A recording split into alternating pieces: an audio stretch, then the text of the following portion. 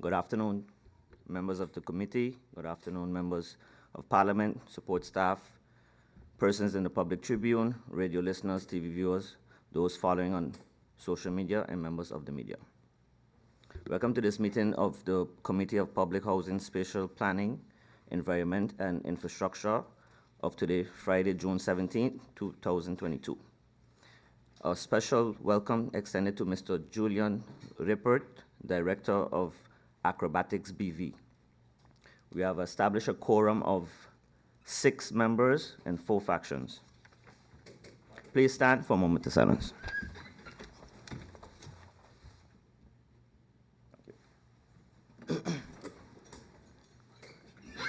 We actually have an extra faction, extra member of parliament, so, and 5 factions.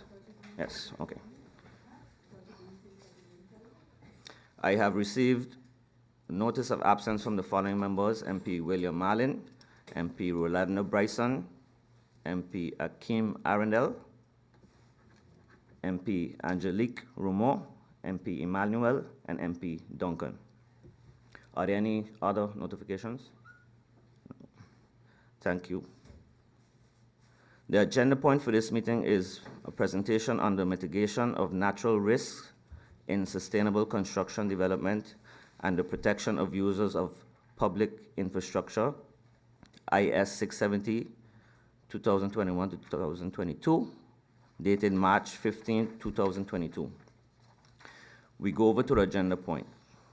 On March 2022, Parliament received a letter from Mr. Julian Rippert, Director of Acrobatics BV, with the request for a meeting of this committee to discuss the above-mentioned agenda point. Relating documents are attached to this request. All members of Parliament received a copy of this document via email and can be found on the P drive of Parliament. Hence today this meeting. At this time, I would like to give the floor to Mr. Rippert for some introductory remarks and your presentation. You may have the floor.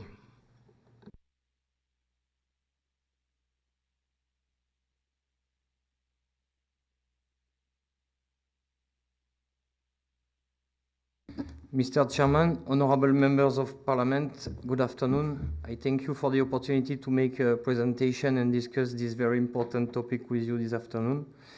I will go now over my presentation and I will be happy to answer any question you may have.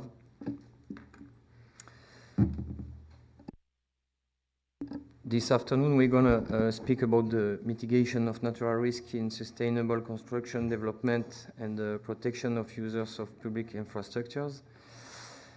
Let me please first introduce myself and the company. So basically this company, Acrobatics, comes from France and has been created in 2005. Then another one came in Saint Martin French side in 2015. And we are happy now to have created Acrobatics BV to answer to the especially those kind of points. We are specialized in all type of special works, high cliff works, special retaining walls. We have more than 25 years of experience in that particular domain. We have made juridical expertise in France before.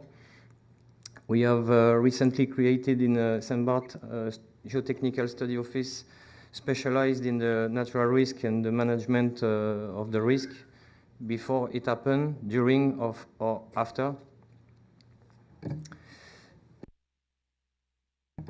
Probably not many people know what is really a rockfall. So we have a piece of movie not to make scary anybody, but just to show what we talk about.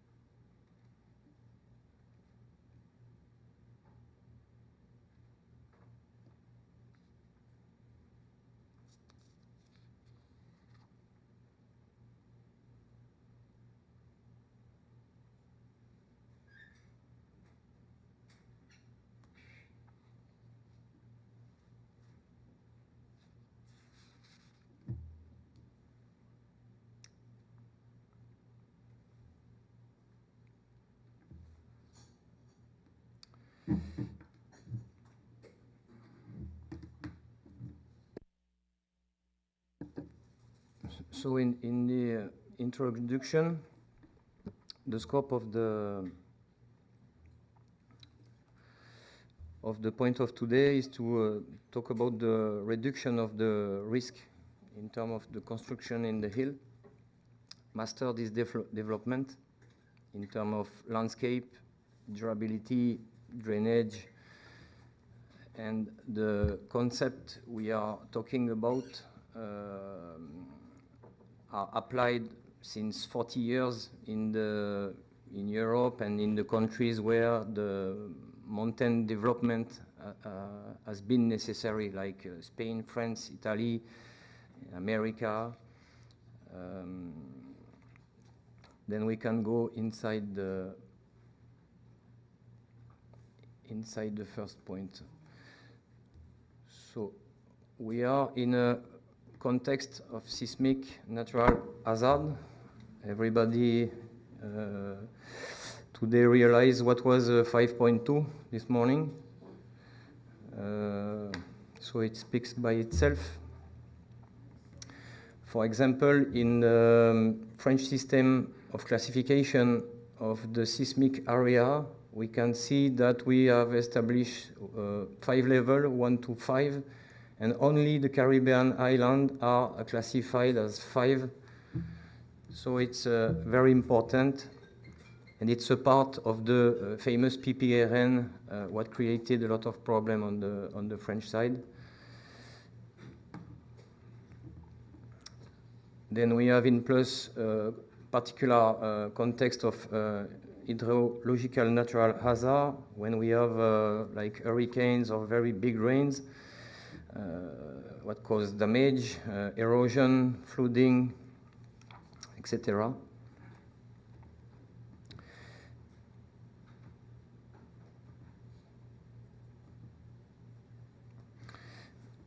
Then we have 2 parameters to make the difference in between. We have what we call the natural risk. It's by definition, it's a risk natural, meaning every mountain, sometime it happens, some rocky events, landslide, but it's not really a problem if there's nothing under, no house, etc., etc. It begins to be a problem when those risks have not been established before to allow some construction. And then we have what we call the imported risk, so the risk created by the human hand. And most of the time it's by excavations. For example, in 2019, we make an intervention in emergency on a construction site where they have excavate 14 meters. Then the workers were under. Hopefully, the day of the big failure, nobody was behind. And the cliff fall down and a part of the road too. This problem could be avoided if the proper studies and the proper design of works would be done before. It's this kind of example that we all see in many places in Saint Martin. So in the some example of landslide.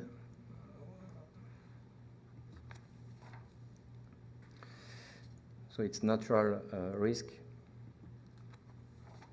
Here we have the road has cut the mountain. So when the feet of the mountain is cutted, we materialize a lot of problem coming. So it's very important to manage everything before opening or cutting the mountain.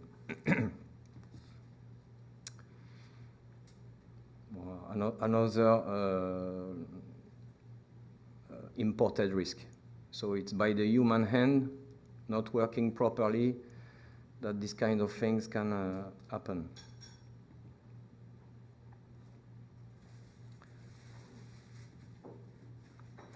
Another recent example in 2022 in Statia, in a dangerous area, threatening the water and electricity production company Stucco.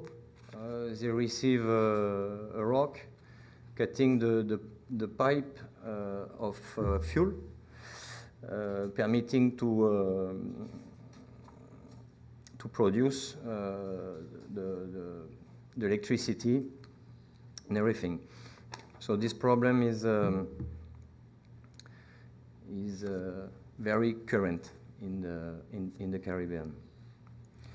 It's very important to take in account what we call the geotechnical influence area when we build something.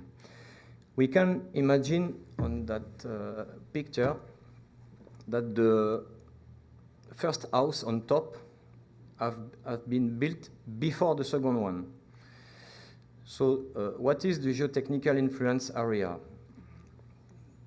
To realize the platform of the top house, for sure, it has been necessary to cut the mountain and excavate. And we can see the circle of sliding, the potential circle of sliding of the materials linked to this excavation. It's the orange circle. Let's imagine that construction managed the works properly, have estimated the risk properly, and realize a retaining wall properly. We can see the long nails crossing the sliding circle, what is precisely needed to have a good anchoring for this kind of walls. Then, and it's precisely the problem we try to avoid in that discussion, the big building come. This excavation materializes a big, huge circle. And we can see easily that if that construction, so the big building, don't manage the reinforcement during the excavation, if the excavation is made fully like the picture show, the geotechnical influence area then will destabilize totally the house on top. So we can have a big landslide in this kind of case, and it's exactly the way to think in the geotechnical studies for this kind of project. So it's very important to take in account this geotechnical influence area.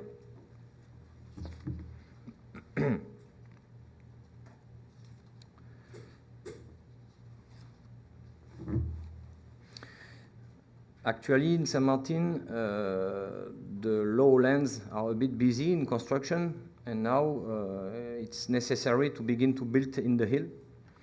That's why the culture was not there, and the skills are not there because it's new, those construction in the mountain.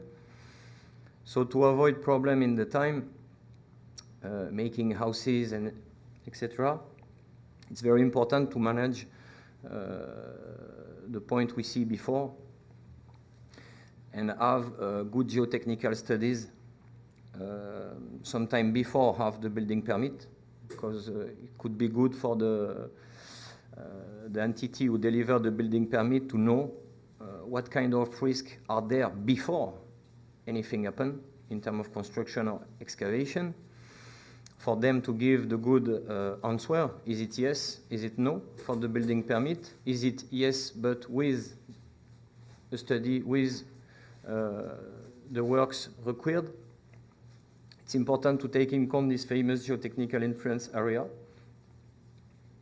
It's very important to take in account the extra cost in the budget, because building in the mountain for sure costs more than in flat area, because we have those special studies to do, and we have those special reinforcement to do not needed in the lowlands.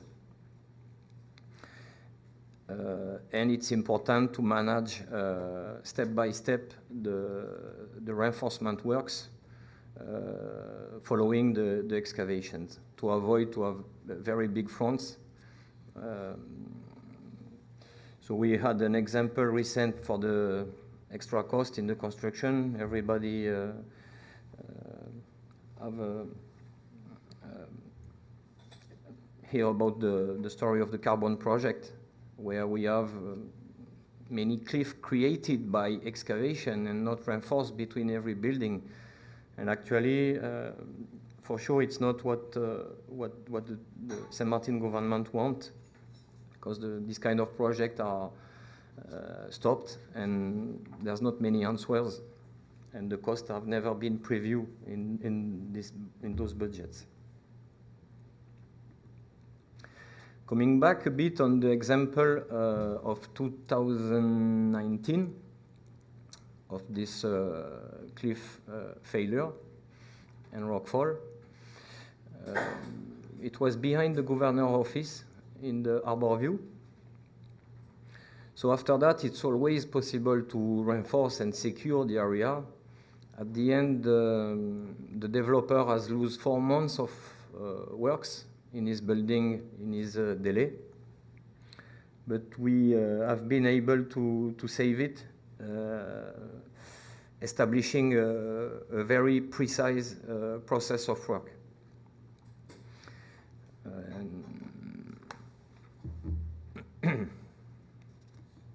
So, for example, we have drilled step by step, starting from the front, going to the back, anchoring, sealing, applying a special mesh. Then we had the support of the road to remake. So we built a nailed shotcrete wall on a formwork attached to the nails and the anchors done before. And those special particular extra costs have never for sure been previewed in the budget of the developer. Hopefully he has the money and the experience to make it happen, not stopping the project. So at the end, we have been able to deliver a secured area for everybody to come back on the work site and work in safety. So it was possible before, for sure, but it was not in the current practices of the developers. When we meet event, damage, etc. I'm from a country where the responsibility are very precise and on everybody in that chain, starting from when you build a property, you know already if there is a risk by a kind of PPRN, flooding risk, landslide risk, etc. So the guy who buy a property, he has the knowledge of what he buy. It's important. Actually, for example, in France, if you buy a property under a rockfall risk and if it's not written properly in the deed, then the state or the public authority is responsible and will pay the damage. It's a bit the same when we talk about a city and his mayor. If the mayor in France has the knowledge of any high-level risk on any house on his city, he should take the safety measure to protect the people, even if it's to ask those people to quit the house on their own cost. When we talk about the responsibility of the owners, it's more when, for example, a developer buy a property, the study office tell him you should do this kind of works, etc., etc. He don't want to pay. He cover the eyes, he cover the ears, he don't do.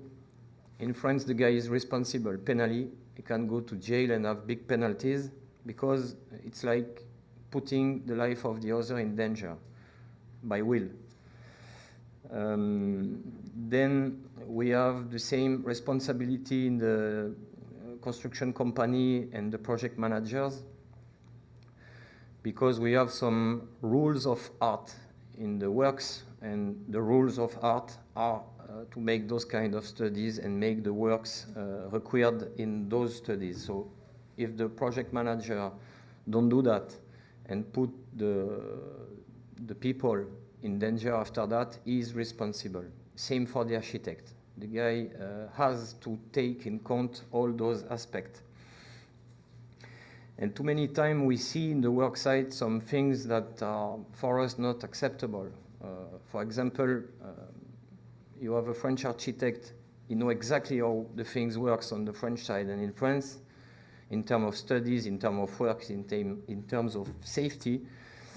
And by the fact that there is not, I'm sorry, I don't know the law in the Dutch side precisely, but I think to believe that there's not much responsibility on the architect on the project.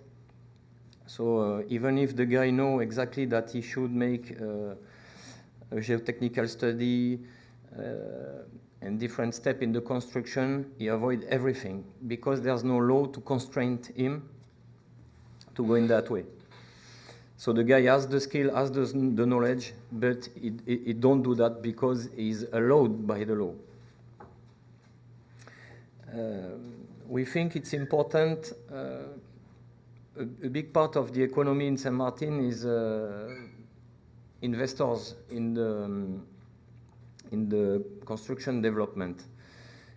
I think it's important for them to be reassured that all that chain of responsibility and all measures are take in account for their project to invest in safety a big amount of money.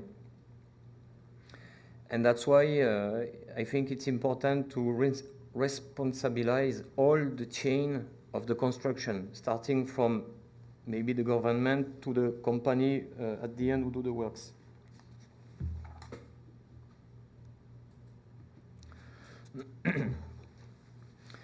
The contrary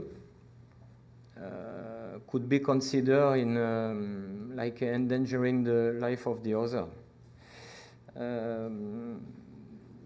Because it's so easy to reduce to the minimum the risk for sustainable construction development in the hills and not applying those processes known.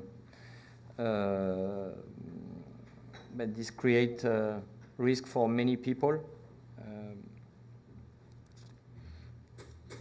And fighting against those reality and those risks, it's the responsibility of everybody at all levels.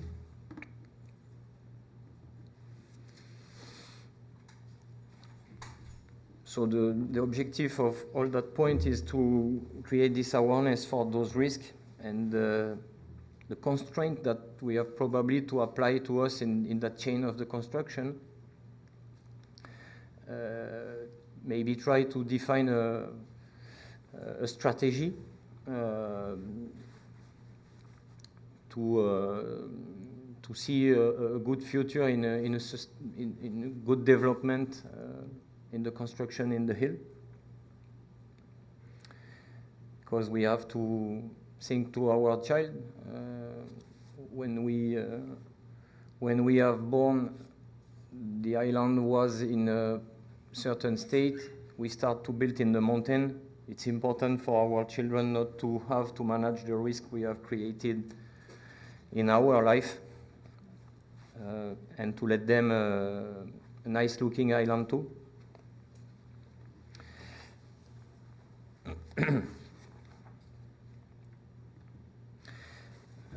Let's raise the kind of response and proposal for action against the natural risk. So not to establish a precise map and complete map of the risk of Saint Martin. We have take some example. There's plenty others, but those probably speaks to everybody. So we have three things. We have what we call the short-term response for the things could be considered as imminent danger. So what is an imminent danger? In the geotechnical studies, sometimes we have to, not sometimes, we have to establish the delay of the potential failure for landslide, for rockfalls, for different events. And what we classify as imminent danger, it means that it can happen now, tomorrow, tonight. It's impossible to define, but it's imminent. So for sure, we can consider that the main risk exposing users of the road or of the public infrastructure could be managed prior to the others. One good example could be the area in the exit of the harbor cruise. It's a very critical area with blocks everywhere in the hill, with a lot of instabilities, with already many rockfall happening. The last one in January, like 20 meter cube. Hopefully it don't reach the road. We think that that kind of area deserve to be treated. We can all imagine seeing the first movie. What can be the result on the tourism when many people are waiting every day the taxi under that cliff without protection. And it's a big part of the economy of Saint Martin too.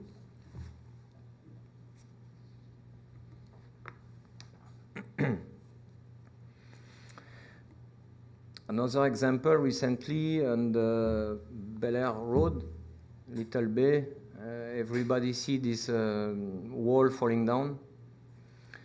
And again, not knowing properly the laws in the Dutch side, for us it was bizarre, the treatment of that area. In the same cases in France, the government take the power, even if they are not owner of the area, they take the power and they do it properly. They follow the way they know by geotechnical studies, special works, etc. And they pay considering that opening a road has been made by the hand of the government, so they should propose this road in full safety for all users, and that nobody has to be threatened by something did by the government.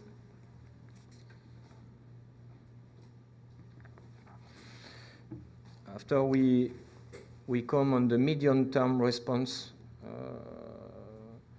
to public threats. So one example in the old quarry. Recently, we have been asked by a French group who wanted to buy the quarry a small risk analysis first, just to know for them if it was good investment or not. Before making a proposal to the owners, they wanted to know. So we had the opportunity to make a small risk assessment, and we have been surprised to see many companies working under those risks every day and not knowing that the risks are present. There is some huge blocks everywhere, unstable. For sure, all the old quarries are always a very, very dangerous area because they have received by the time a lot of mining and blasts and everything, causing a lot of trouble inside the rocks and increasing the level of risk by the cracks opening and the gas effect of the blast of the mining. Then the medium and long-term response for private threats. So it's more what we come back on the imported risk by the human hand. So for example, the carbon project, in terms of stability of the whole hill, it's a disaster because it's really unsafe everywhere. And actually, we think that legislatively speaking, the Saint Martin government has not even the power to ask anything really to those developers. So actually, those the people who live there are threatened by risk every day in landslide, rock falls, and for sure it will happen. It's just question of time. We see and we measure the evolution of that area since the day they opened the excavation to now, and yeah, it's a very dangerous area. Or some other pictures. We have like soil front vertical containing some stones starting to fall down, and we have to know that each time we do an excavation, there is a phenomenon with a natural phenomenon of decompression of the rocky masses. It's always like that. And for example, on the left we can see one of the retaining walls is built on one of the lower buildings. 6 months ago, in January, the wall was starting to move, and then I think 2-3 weeks before everything break and fall down. So again, it's exactly the problem there is they don't build the proper retaining wall with a geotechnical study. It's a normal wall they did with a good will, basically, but if the skills are not there and if the good requirements are not given to the companies, they cannot do a proper work. Some other private danger. The access road of Argos, crazy risk, permanent. By the past, they had a lot of trucks all along the road working as a rockfall protection screen. Very dangerous area. Another one, Madame Estate. We can see on the left picture, after the excavation, they threw the loose material away. So hopefully we don't have any house under, but these kind of things can slide them by the time. It's really better to evacuate this kind of material than throwing away. And if the neighbor one day has to build something there, he has to manage the loose material of the neighbor. So it's not very good. And the access road is expose the users to a permanent risk too. On top, we can see another risk imported by the human hand. So it's on top of the last house. Before they start a construction project, there was strictly no risk. The hill was stable. Actually, we have a cliff like 15 meters high with blocks like 1 or 2 meter cube able to fall down, and they make a wall. But anybody can see that the rocks can overpass that, fall down, and in case of failure, the wall is like nothing. In conclusion, it's possible to manage this kind of construction easily in the hill for the safety of everybody. It just needs to be managed well. Actually, there is some interlocutor like us and some others probably coming in the future with a good expertise to help. In the short-term response for the imminent danger, it could be good to find a way to protect people. And for medium-long-term response, maybe, but you will probably have a better idea than me about how to modify the building code to constrain everybody in that chain of construction and building permit to make it better. And maybe the legislation should be modified a bit to make the things a bit harder for everybody in that chain, but to ensure the safety of everybody.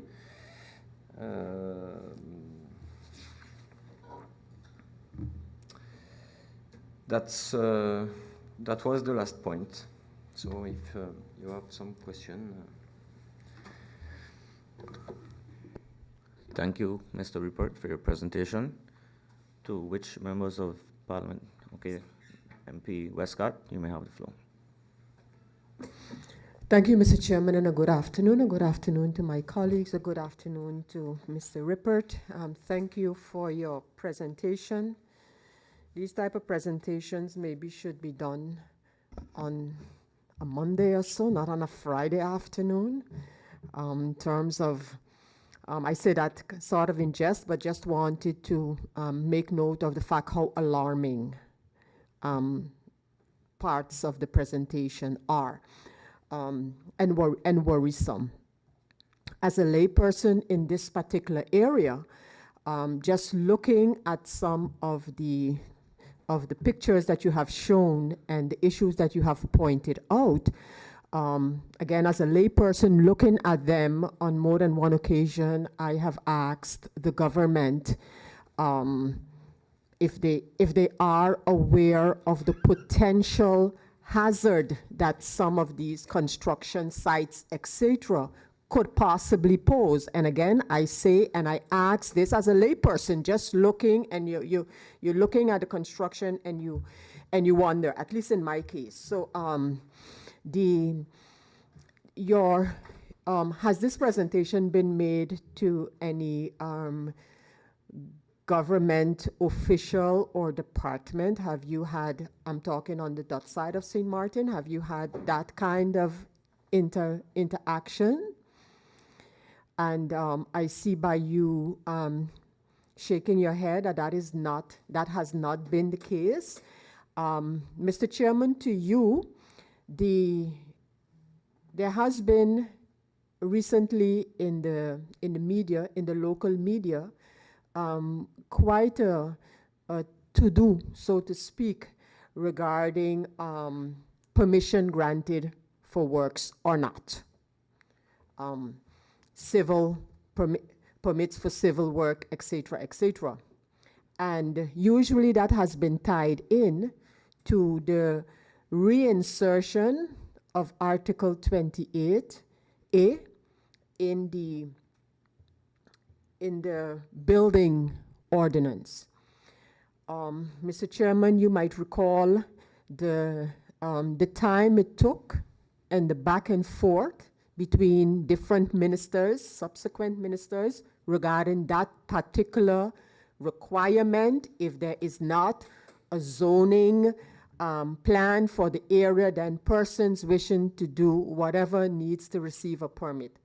In addition to that, Mr. Chairman, and here I think where this, at least as a member of this committee, I would like to be informed regarding a building resolution, a decree rather, that has been issued by the government, a rather comprehensive building decree. And I would like to know, since the government, at the time, it's a couple months old, this building decree, Landsbesluit so-called Bouwbesluit, and the government needs to establish the date of implementation of that building decree. At the time, the government did not establish the date that it would go into effect because the government wanted to, and now I'm quoting from the elucidation to that law, the government wanted to inform the people and, regarding the workings of this, because it is quite incisive. I mean, again, looking at this resolution. So I would like to know, and in fact, I would like the minister and his ministry to give Parliament an update regarding this particular matter. In addition to that, several ministers have announced the creation of a VROMI ordinance, an ordinance encompassing the different areas of the Ministry of VROMI. I have taken note of the fact that that draft ordinance is currently with the Council of Advice. So that draft ordinance, this VROMI ordinance that has been announced for a long time, is now at the Council of Advice according to the website of the Council of Advice. And as I mentioned before, you have this this building decree, this bouwbesluit, this that needed to be promulgated by the government. And I would really like to know what is the, what's the status of these regulations. Let me speak for myself. I have seen some very worrisome developments where construction is concerned on the island, and I ask myself, how much has government been able to assess before granting permits for these different areas? As Mr. Rippert said, the government ultimately can be held responsible if anything was to go wrong where some of these areas are concerned. Years ago, without having I guess the knowledge, maybe even the legislation, I remember that the permission to cut into the hills, you needed to cut in a particular way. You needed to actually cut in a particular way. Don't ask me for no technical details, but I know that is the way it was. And that I'm talking years ago. I don't think that we have progressed where this matter is concerned, is my feeling. So I think it behooves us as a committee to surely get some more insight from government in terms of how they view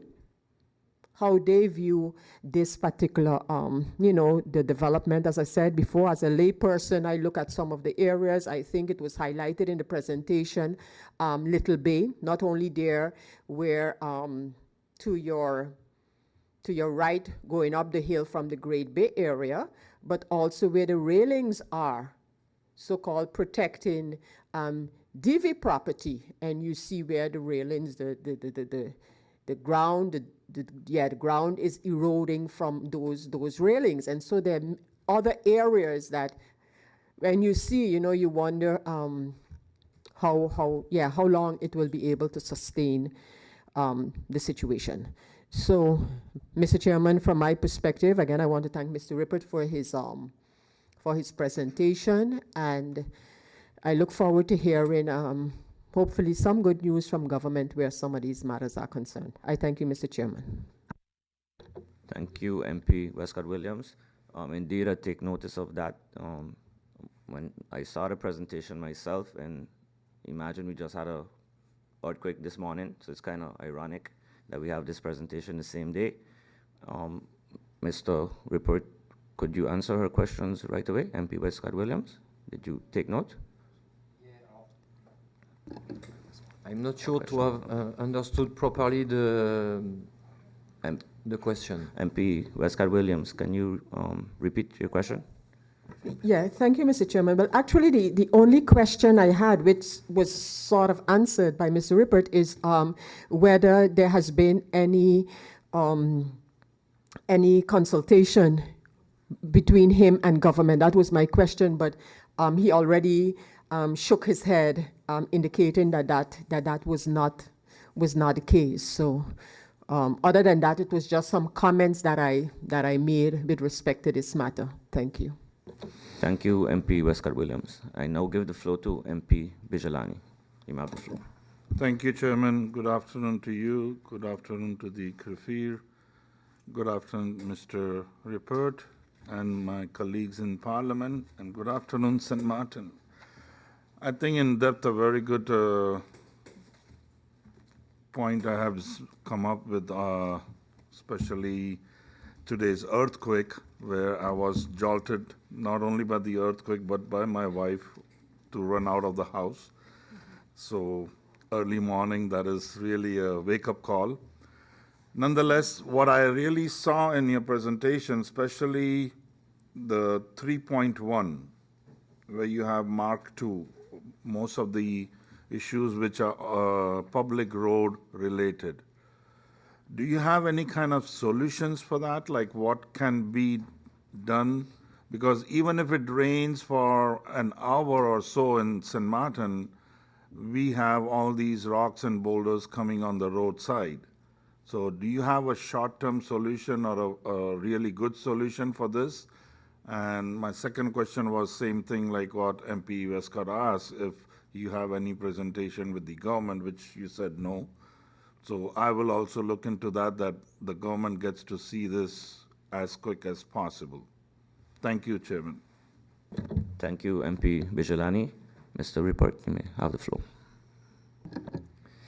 Yeah, thank you for the question. Yes, for sure, we have all technical solution for any kind of problem, even in emergency.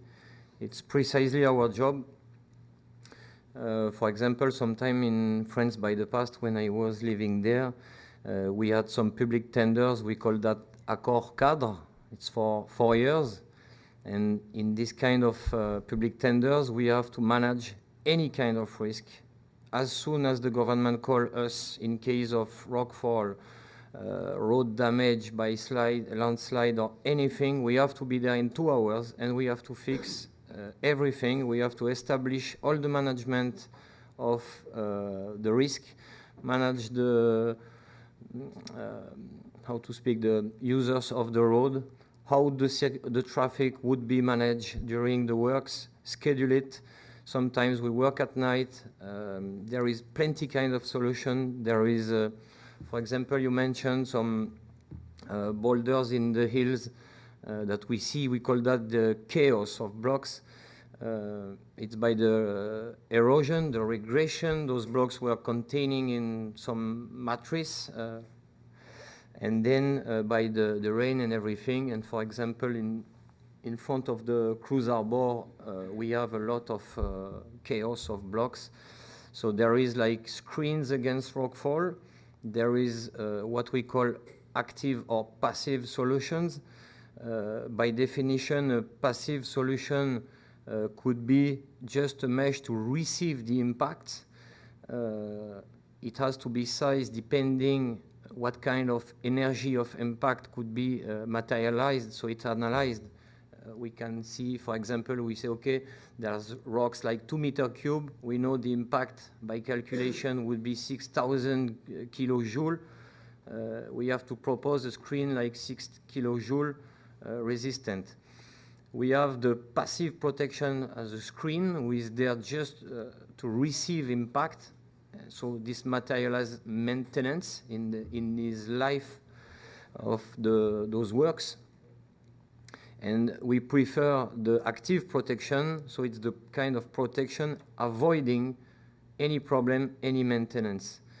For example, the example we show in the harbor view, where when the road fall down after the excavation, we have implemented an active protection. Now nothing can happen except in crazy earthquake.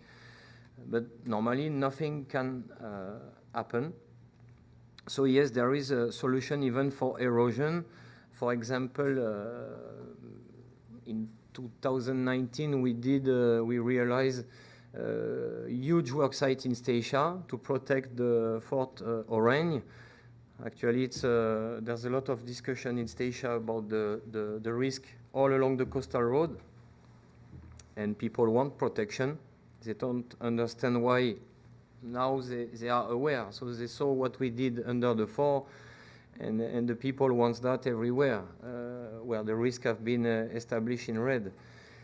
So it's a protocol, very easy to establish. So first is like a mapping of the risk, establish some priorities, meaning what is a priority? Priority is for example, we can have the biggest rock of the world and the most unstable, but if under there's a desert, there's no risk. But if tomorrow we have a small rock, stable, we don't know really, but there's children 24 hour on 24 under, there is a red risk level that we should treat. So it's easy to establish by geotechnical studies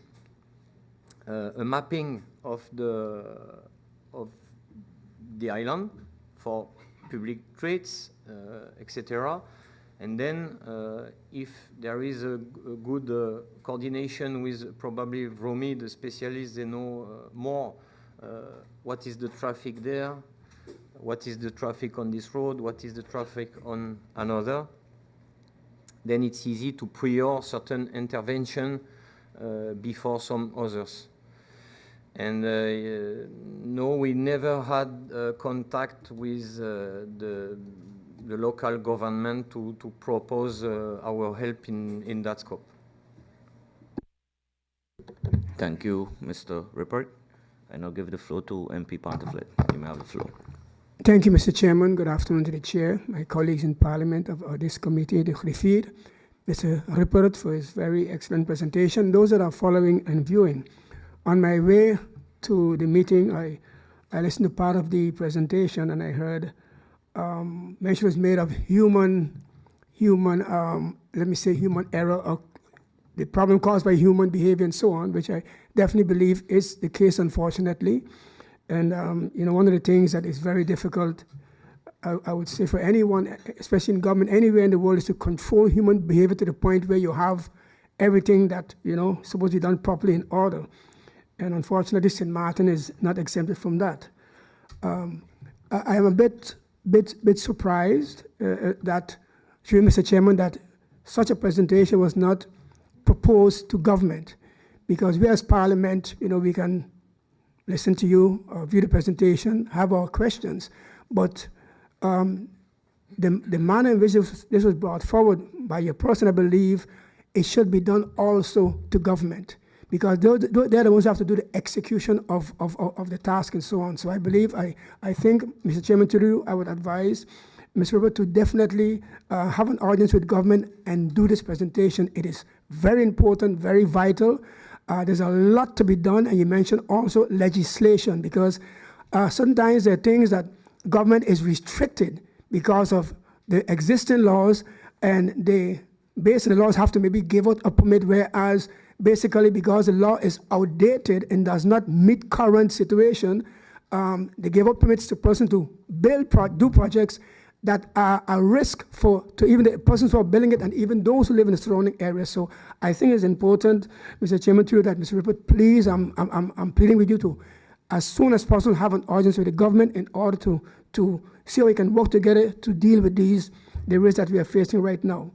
I know for sure one of the complaints you're going to hear from government is capacity, human availability, and so on, but that does not negate the fact that it must be addressed and addressed as soon as possible. Again, thank you much for your presentation, and I definitely hope that you do your utmost to have an audience with the government to do this presentation also. Thank you, Mr. Chairman. Thank you, MP Pantaflet. I now give the floor to MP Westcott Williams. Thank you once again, Mr. Chairman, and my question sort of ties into MP Pantaflet's question/comment. And I would like to know from Mr. Rippert his choice to make this presentation to the Parliament. That was based on, is it just that he looked at, a level of government and saying, I must make this presentation? That's one question. Indeed, I believe, again, looking at the draft legislation and regulations that seem to be in process right now, I think a very important part is going to be, one, the control. So fine, you could have the best regulations, but who's going to control, especially in our building department? So tied into that, my second question is how widespread, for the lack of a better word, is this discipline on the island, according to Mr. Rippert? With that I mean, how does it stand with your peers in this particular discipline, in this area? Island-wide, maybe even regional, I'm looking at the capacity issue, having persons not only to say this is the law, but how do you check, and if a permit is given to do it XYZ, And then that brings me to another question.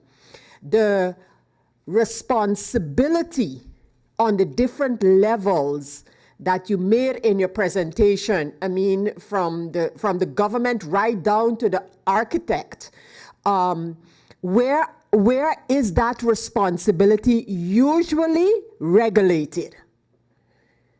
Thank you, Mr. Chairman. Thank you, MP Westcott Williams. Mr. Rupert, you may have the floor. Thank you for the question. Why are we talking to the Parliament?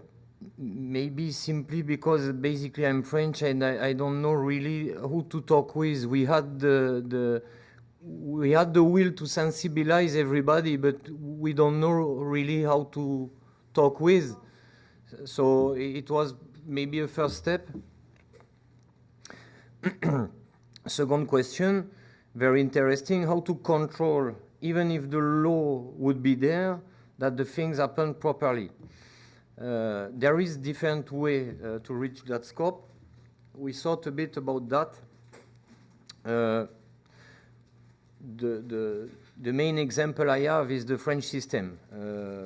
It's not the best, for sure, but it's not the worst. What is interesting in the way we built in France, we have a lot of mountain, we have a lot of roads in the Alps, very deep, very dangerous, with crazy things happening. I don't want to show you today what is it, because everybody would tell me, you come and make everybody scary. We have people dying in the cars, we have cars broken, road falling down in the rivers, in the mountain, it's crazy. So many times we do interventions, it's very hard. So just to come back on the main question, France has made a particular service called BRGM. It's a kind of geotechnical study office, but attached to the government. They work for the government only, so it's the government. They establish the mapping of the risk. And for this first step of responsibility, when we were talking about the mayor, the government, etc., this is in France their responsibility to let people know where are the risks.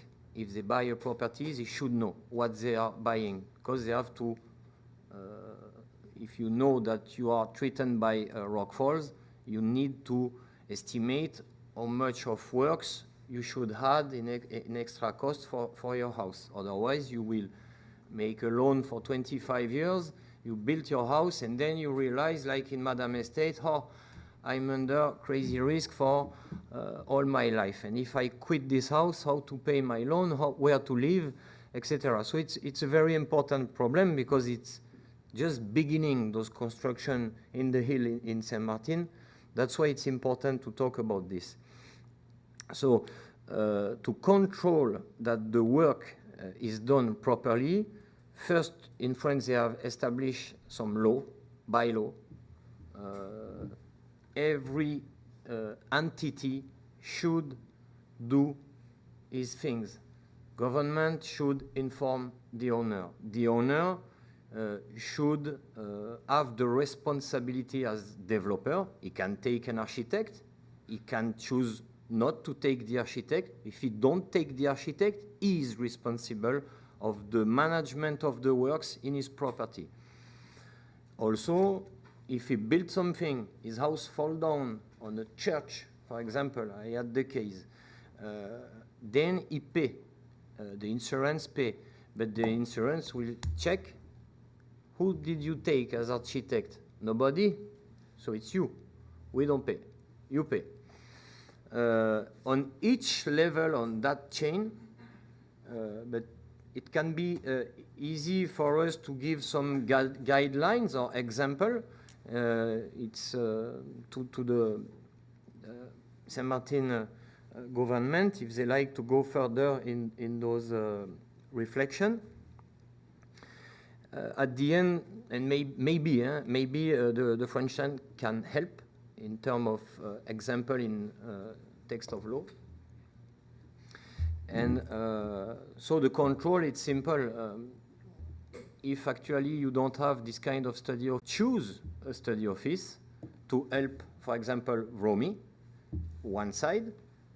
In the other side, let's imagine actually the PPRN modified as it is in the French side, ask for every new construction a geotechnical study. So it's very simple. In the geotechnical study, is the geotechnical study with the file of the building permit, yes or no? If it's no, no building permit. If it's yes, what are the works required in that study? Okay, well, I allow you, I stamp your building permit under the only condition you realize the works mentioned on that study. That's all. If the guy, the owner, do that, well, the works, the design of the works and the realization of the works will be under the responsibility on who designed it and who realized it. But the owner did it well. If he has a geotechnical study mentioning he has 100 grand to spend in those works, and at the end he obtained the building permit and he don't did the work, then a control, can you show me the invoice? Can you show me the proof, the execution study of the company? Or we have a service who noted that you live in the house but nothing has been protected. So court case. And then at the end, we come back on the third point you mentioned, the responsibility regulation. But it's only by law. It's only by law and by putting some legislation on those particular aspects and responsibility on that chain of the construction, starting from the authorization of the building permit. Because I know better the French laws, but for example, imagine how to consider, and actually there's precisely the same case in Statia. The government has sold property to an owner. The risk is unbelievable. Who has to pay? The guy, he buy the property, he don't knew he has 2 million of work to pay. So he make his business plan blind, but nobody can reproach him to be blind on some certain subjects he has strictly no skills on. That's why every part, every entity has to take his own responsibility. If this Mr. had the knowledge of the risk under that property, for sure he don't buy it. At the end, he is under a big problem. So what he should do, he should exploit his property, commercially speaking, and put in danger all the customers he receive, or should he have to close the business and lose all what he invests in? It's exactly the problem that the developer can meet here, and many developers are sometimes scary about the quality of the works and about the pertinence of the works. And it's coming more and more in the future, because the hill construction is for sure necessary to develop, because the area in the lowlands are already busy. Thank you, Mr. Rippert. I now give the floor to MP Grisha Heiliger. Thank you, Mr. Chair, and good afternoon, Mr. Chairman. Good afternoon to our Secretary General, Mr. Garrett Richardson. Good afternoon to everyone viewing and listening online. Good afternoon to my fellow colleagues, and good afternoon, Mr. Rippert. Thank you for your presentation, yet another eye-opener for our community.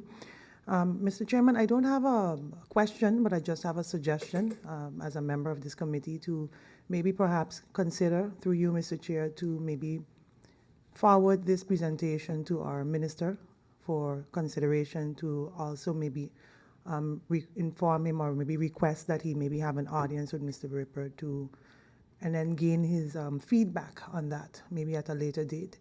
And that's it from me, Mr. Chair. Just something to consider, something that we can maybe look forward to hear feedback from the minister on this presentation and how he would like to maybe move forward with what was proposed. Thank you, Mr. Chairman. Thank you, MP Heilige Martin. Thank you. I definitely take note, especially because I heard the concern for MP Westcott Williams also. So I'll be requesting an important meeting on this subject. I now give the floor to MP Westcott Williams. Mr. Chairman, you sort of answered my question before I posed it with your latest remarks, and that has to do with I support the proposal to have this forwarded to the minister, but I think as committee, in order for us to, if necessary, decide on steps forward, that some type of a timeline be put in place, because in the meantime, everything continues business as usual where this particular matter is concerned. So I think you kind of alluded to the fact that you consider a next meeting or a meeting with the minister as an important and urgent step. So that's all that I wanted to kind of get across. I believe it's important that we do that. It's important that we follow up from this as a committee of parliament. That's the point I wanted to make. Thank you, Mr. Chairman. Thank you, MP Westcott Williams. I agree with the importance of the topic, so I will ASAP submit for a meeting on this on your proposal. I now give the floor to to MP Pontiflet. Thank you, Mr. Chairman. Again, through you to Mr. Report. Again, that's a lot of part with the issue of I'm happy to explain that each individual or company has their role to play when it comes to building a particular building, be it hotel or home or whatever. Because from my experience, my home was built in 1985, and I had architect drew it, yes, but he came, looked at the land also, and the contractor came, and the government also came and inspected. And when they laid the foundation and started to build, at the first step, then the government came and inspected again to make sure that according to the drawings, according to what the design and so on, that was done. I said it more than once on this floor of Parliament, where when persons passed by and saw the building going on, they said, why am I spending all that money on the foundation? When I was told there's a structure going to come on the foundation, if you don't build it properly, you're going to have a problem. So again, important, as you said, every entity, the owner, the contractor, the engineer, the architect, the government, all of us have to play our role responsibly in order to put down the best project ever. So again, thank you very much for your presentation. I'm sure those that followed garnered a lot of information. I hope that they'll be responsible and make sure that things are done in a proper manner. Thank you very much again through you, Mr. Chairman. Thank you, MP Pontiflet. And I'll give the floor to MP Richardson. You may have the floor.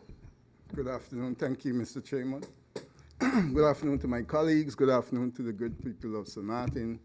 Mr. Rupert, good afternoon to you, and thank you for your presentation.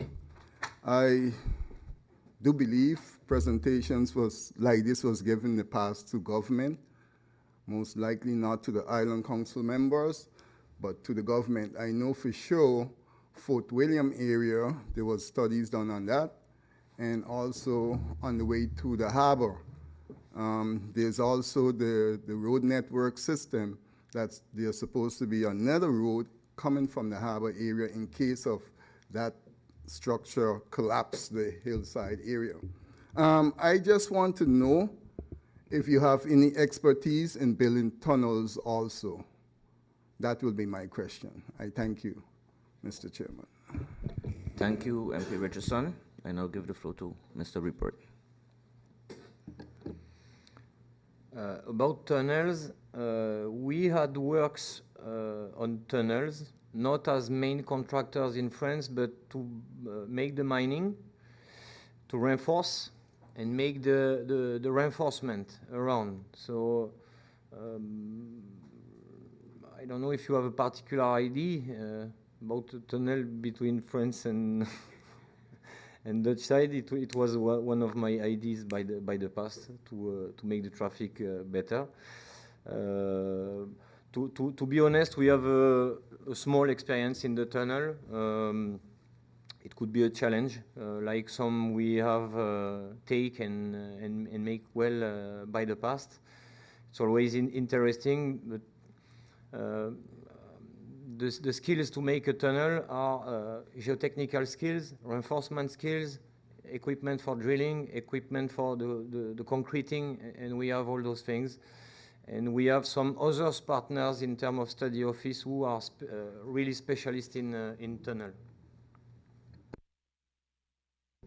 Thank you, Mr. Rupert. I now give the floor to MP De Wever. Thank you, Mr. Chairman. Good afternoon to everyone. Thank you again. Like everyone said, this has been quite informative. Before I proceed, Mr. Chairman, I'd like your indulgence. I just wanted to ask Mr. Ripper, how long have you been in St. Martin and St. Bart's? Because I see the address was St. Bart's and St. Martin, but there's a reason for my question. So if you don't mind, if I can, I have more questions, but I just wanted to hear first before I proceed. Thank you, Mr. Chairman. Mr. Rupert, you may have the floor. Thank you. We start our first work site in 2009 in St. Barth, and then we discover St. Martin in the same time. And precisely, I have been doing the travel every month during more than 10 years, every month by plane, doing France, St. Martin. Then I choose to live there, and because with the family, finally, I convinced my wife to join here in a good lifestyle, in a nice island, and where we can bring some tools to protect people, what is our job. Thank you, Mr. Rupert. MP De Thank Wever. you. Thank you, Mr. Chairman. I appreciate that answer because I was hoping to hear something along those lines, because then it actually, you've seen the transition in the erosion and excavation that's happened here. And while we are talking about public and private land, which sometimes you can understand that private property owners might be like, you have nothing to tell me, but at the end of the day, a government role is to protect its people. So I really appreciate you letting me know that, and I think both St. Bart's and St. Martin are similar, like I guess land and topography that you're dealing with, and what's happening on both of those islands actually in comparison with Anguilla, that it's very flat and more what do you call it, coral, is that you have to do massive excavations to build anything, and you're seeing a huge boom even more again in construction, and I can clearly think of places in Gustavia as you're entering to the left side, and there's everywhere. You've seen more cranes there than I probably saw in pictures of Dubai. So the point is that I'm very glad to know that you've been here for over 12 years, because it's important for you to have that timeline from 2009 to now. What you have seen recently in the news as well is massive amounts of hills. You missed one actually, but we can talk about it because you've been so vocal and so honest and so direct that I appreciate it. You missed one, and it's been an uproar from predominantly environmental groups. So while you're talking about excavations, we're not even considering the waterways. We're not even considering what would happen to our water that is already challenged by the more soot we put in our water, the less likely it is for us to even have any aquatic life. So it's scary that we are here where we feel like things are uncontrolled, but I am hopeful that when you bring presentations in here like this, that we learn from our past and we learn to build better, and not build better to withstand hurricanes, but build better to protect human life, because that is what is at risk. And I really hope we never have to feel or experience that. We've had a lot of warnings, like you've shown us on those pictures. I hope we don't have to go to the extreme. And I know that you said you didn't want to scare people, but unfortunately, sometimes that's what's going to have to happen in order for us to protect human lives here.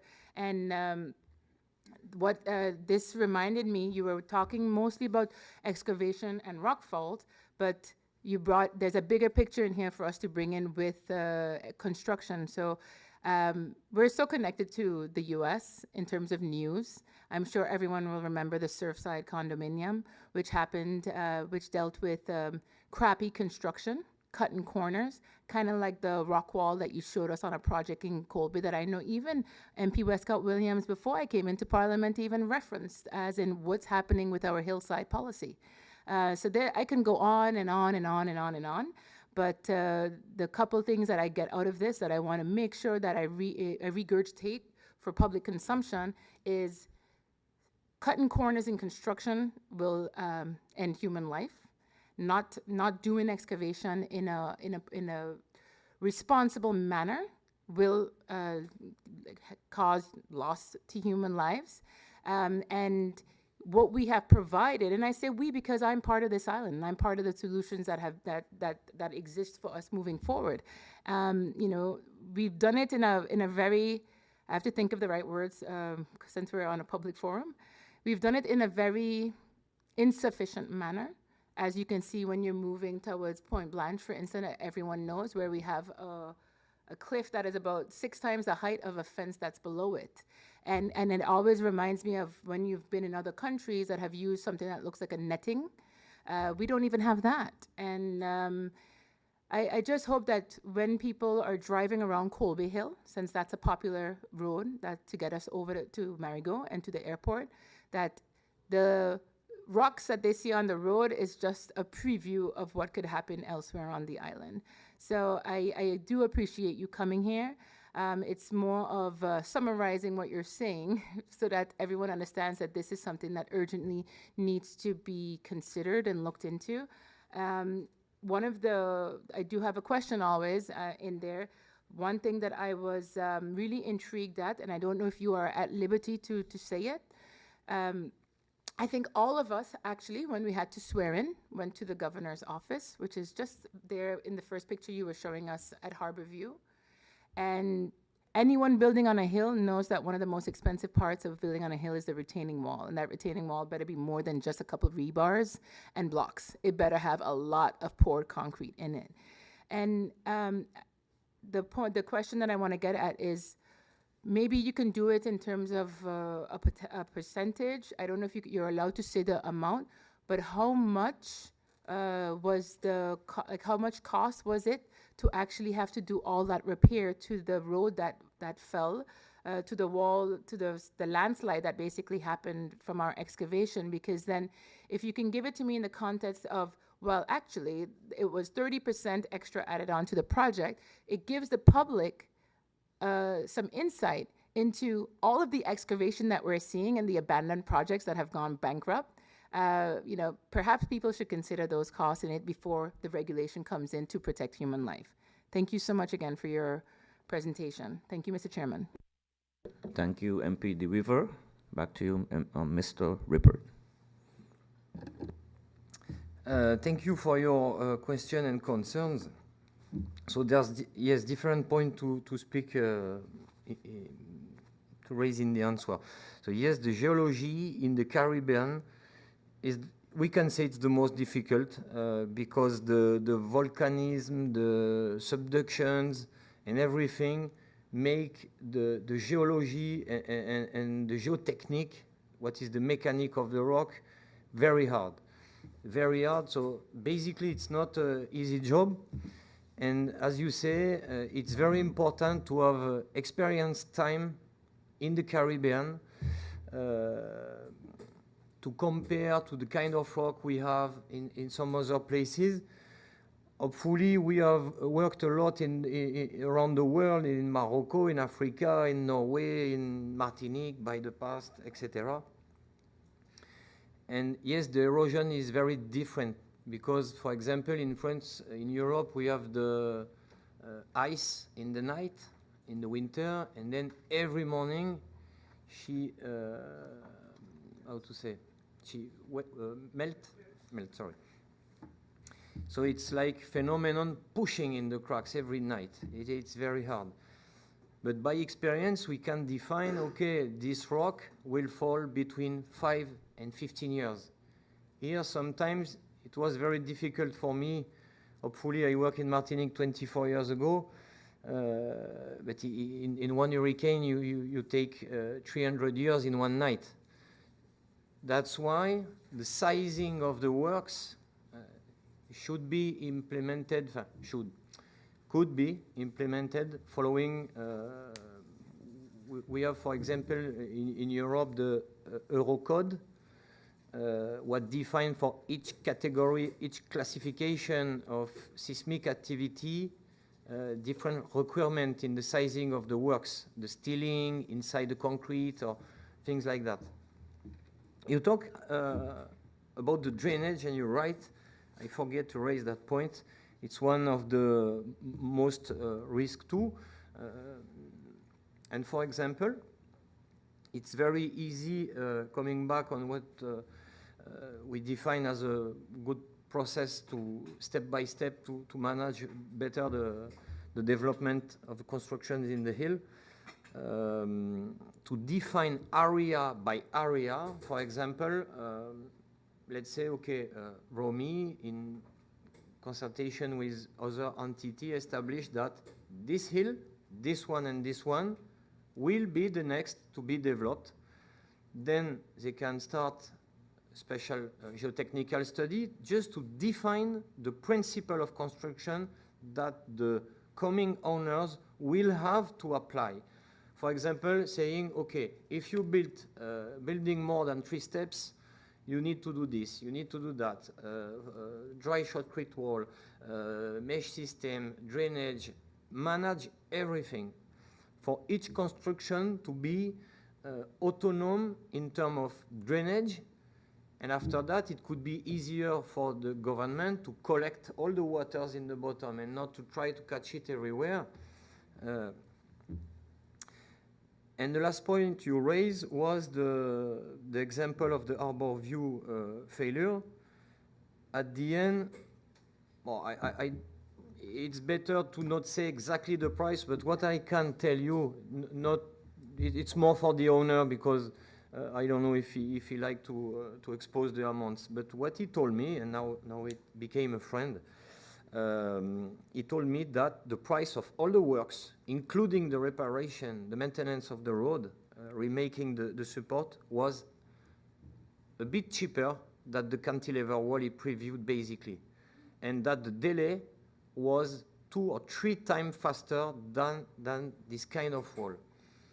What is important to say in those kind of cantilever walls, or whatever kind of walls, except the special walls, if you have, for example, to excavate a vertical rocky wall for 15 meters, let's imagine this example.